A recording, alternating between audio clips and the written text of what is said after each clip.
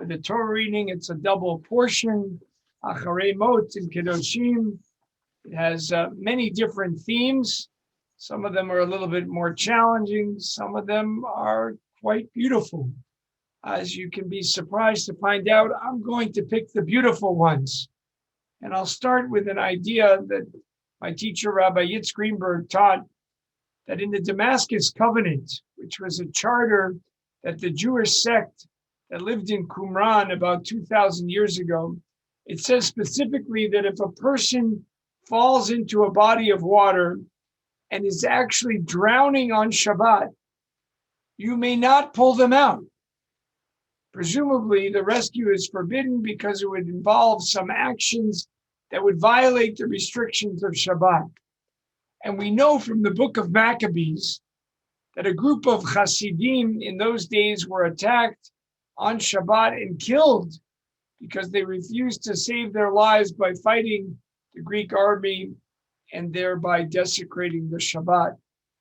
Our rabbis of the Talmud ruled that one should do whatever it takes to save a life on Shabbat. To the rabbis, it was 100% clear, totally self-evident that saving a life overrides all but the most extreme laws of the Torah.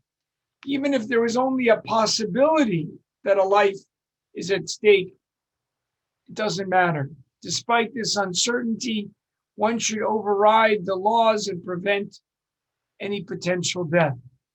The Talmud actually records a discussion between three leading rabbis and their students about what is the legal justification for this ruling. Each gives a legal argument, and the most persuasive is Rabbi Shimon ben Menashe's suggestion that one is permitted to violate a commandment on Shabbat to enable that person then to observe many more Shabbatot going forward. A simple logical argument. In the end, the Talmud sweeps aside all of these legalistic arguments and logical justifications for life-saving actions on Shabbat. The supremacy of life is not based on some interpretation of the laws of Shabbat. The Talmud says that the overriding Shabbat principle is to save a life, or even just the possibility of saving life, is based on the fundamental principle in the Torah in this week's parasha, that one that really undergirds all the laws of the Torah. It says in Leviticus chapter 18, you shall observe my statutes and laws. I'm on verse 5 in case you want to follow along. It's on page 689. Ushmartem et chukotai v'et mishpatai asher yaseh otam ha'adam v'chai b'hem. Ani Adonai. You shall observe the statutes and the rulings, all of them in the Torah, which a person shall do, v'chai b'hem, and you shall live by them. I am Adonai. The Talmud says, v'chai b'hem, and you shall live by them and not die by them.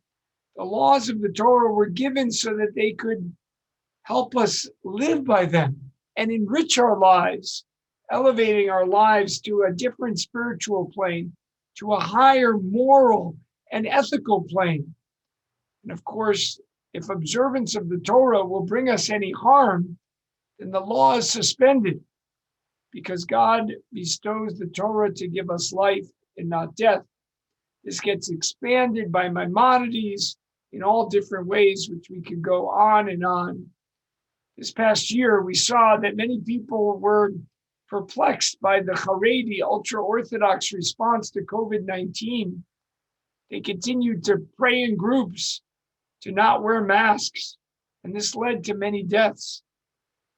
Do the Haredi rabbis not know what is common knowledge, that saving a life overrides most of the Torah's, almost all of the Torah's commandments? Maybe what we see here is the loss of a greater principle. In Judaism, it is the Klal Gadol. It is the greater principle that takes precedence over sometimes specific commandments. And it seems here that our sisters and brothers in other communities seem to have forgotten that. Let us not forget that. That is why we allow doctors to work to a certain extent on Shabbat. Even Orthodox doctors in Israel allow certain forms of work, even for just the possibility of saving a life. This is a greater principle. In the words of the Amidah, by the light of your face, you have given us a Torah of life, of loving kindness, of righteousness and blessing, of compassion, a life of shalom, of peace and wholeness, as we say in the final blessing of the Amidah, as we just said. It is our generation's task to develop this kind of Torah of life and help it guide all of our actions towards increasing life.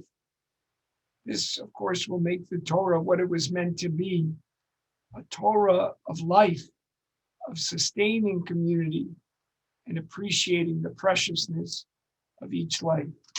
Shabbat Shalom. We're invited to turn to our Eitz Chaim Chumash. We will pick up the reading on chapter 17 of Aharei Mot with verse 8. You can find it on page 667. And we invite our 6th and 7th graders, our 2552 group, to according to the chapter 19, which we will also read parts of. What are some of the things that we must do to be holy, to be Kedoshim? And that will form our conversation right after Minyan, right after services, as we will be pushed aside into a breakout room by our Zoom host, Samantha.